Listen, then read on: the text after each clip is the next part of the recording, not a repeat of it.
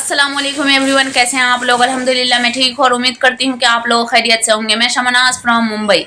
जैसा कि आप लोग जानते हैं कि सुप्रीम हाई कोर्ट में 3 दिन से वक्फ बिल 2025 के रिलेटेड फैसला आने वाला था और 3 दिन से ये सुनवाई चल रही थी, बहस हो रही थी और ये हर एक दिन 4-4 घंटा सरकारी वकीलों की तरफ से और मुसलमानों के वकीलों की तरफ से बहस चल रही थी। लेकिन इस पर सुनवाई हुई है, इसका फैसला आया है। इसके रिलेटेड मैं आपको ABP न्यूज़ 24 का एक वीडियोस दिखाना चाहती हूँ जिसे देखकर आप का जो कंफ्यूजन है वो दूर हो जाएगा कि इसके रिलेटेड क्या सुनवाई हुई और कोर्ट ने क्या फैसला सुनाया। क्या मुसलमान खुश होंगे या फिर जो हमेशा मुसलमानों के साथ होता आ रहा है वही चीज सुनवाई फिर से हुई है, मुसलमानों के खिलाफ ये वक्फ बिल पास कर दिया गया है।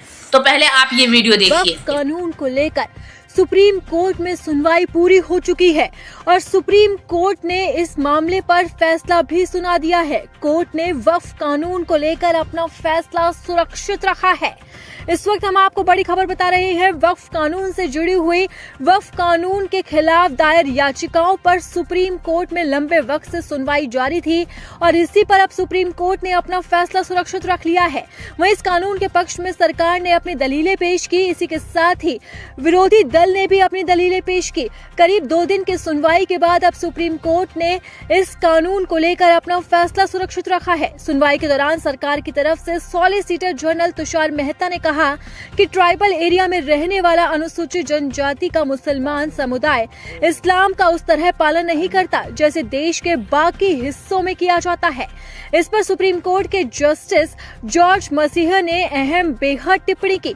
जस्टिस मसीह ने कहा कि कोई कहीं भी रहे, इस्लाम तो इस्लाम ही रहेगा। इसी के साथ ही आपको बता दें कि तुषार मेहता ने कोर्ट के सामने ये दलील भी दी कि वक्फ के नाम पर जो जमीन है वो हड़पी जा रही है।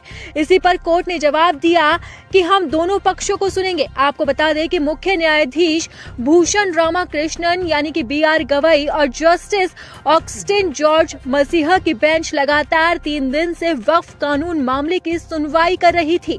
तीसरे दिन की सुनवाई में केंद्र की तरफ से solicitor general Tushar Mehta ST वर्ग के मुसलमानों को लेकर दलील पेश कर रहे थे।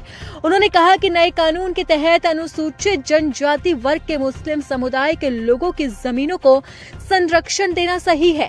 उन्होंने कहा कि ट्राइबल एरिया में रहने वाले अनुसूचित वर्ग के लोगों को संवैधानिक संरक्षण प्राप्त है जो वैध कारणों से उन्हें मिला है।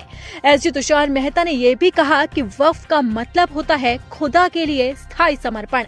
मान लिया जाए मैंने अपनी जमीन बेची और पाया गया कि अनुसूचित जनजाति के शख्स के साथ धोखा हुआ तो इस मामले में जमीन वापस की जा सकती है, लेकिन वक्फ अपरिवर्तनीय है। इसी के साथ ही उन्होंने ये भी कहा कि वक्फ की जमीन को हड़पा जाता है। इसी के साथ ही जब SC के अंदर तुषार मेहता अपनी दलीलें रख रहे थे तो विरोधी कर्ताओं की तरफ से पेश हुए कपिल सिब्बल ने भी अपनी दलीलें रखी। कपिल सिब्बल ने सुप्रीम कोर्ट में कहा कि 200 साल पहले कोई जमीन दी गई तो अब सरकार उसे वापस कैसे मांग सकती है। ऐसे तो क्या लखनऊ का इमाम बाड़ा भी वापस लेंगे। मुख्य न्यायाधीश BR गवई ने उनकी दलील पर बेहद अहम बात कही। उन्होंने नए कानून में संपत्ति और वक्फ बाय यूजर के रजिस्ट्रेशन को अनिवार्य करने पर भी आपत्ति जताई। सत्ता पक्ष और विपक्ष की दलीलों को सुनने के बाद सुप्रीम कोर्ट ने इस मामले में फैसले को सुरक्षित रख लिया। तो आप लोगों ने फुल वीडियो वॉच किया होगा तो आपको पता चल गया होगा कि 3 दिन के लगातार बहस के बाद सुनवाई हुई है, लेकिन फैसला सुप्रीम कोर्ट ने अभी तक नहीं सुनाया है। तो आप लोग वक्फ बिल के रिलेटेड दुआ जरूर कीजिएगा कि अल्लाह रब्बुल इज़्ज़त ये फैसला जो है मुसलमानों के हक में करे और मुसलमानों की खुशी कामयाब रहे और मुसलमान खुश हो जाए।